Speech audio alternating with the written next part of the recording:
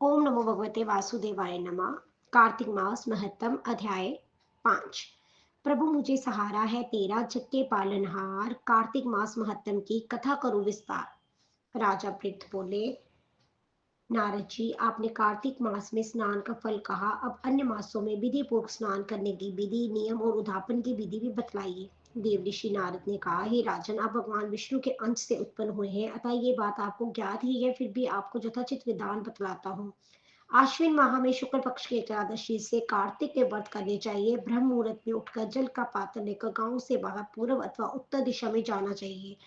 उसके बाद जो मुख शुद्धि नहीं करता, उसे किसी भी मंत्र का फल प्राप्त नहीं होता।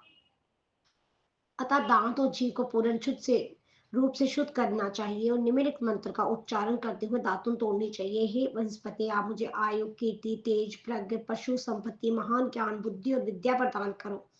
इस प्रकार उच्चारण करके वृक्ष से 12 अंगुर की दातुन ले। दूध वाले वृक्षों से दातुन नहीं लेनी चाहिए।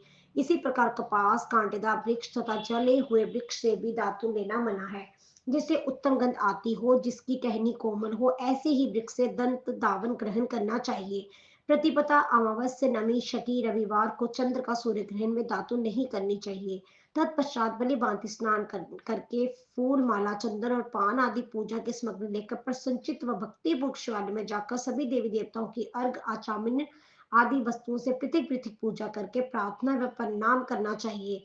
फिर भक्तों के स्वर मिलाकर श्री हरि का कीर्तन करना चाहिए।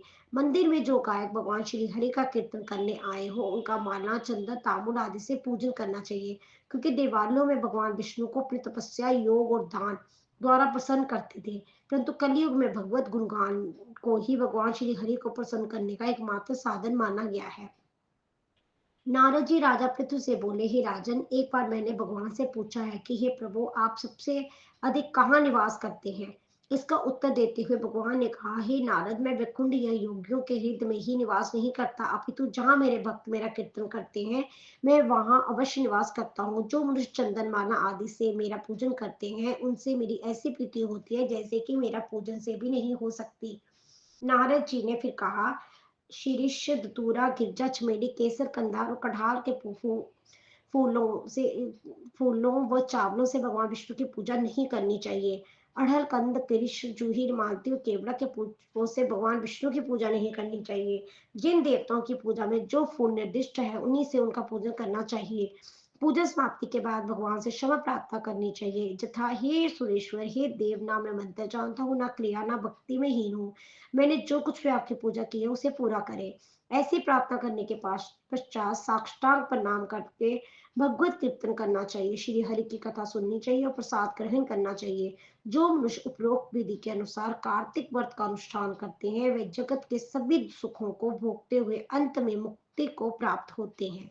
ओम नमो भगवते वासुदेवाय नमः।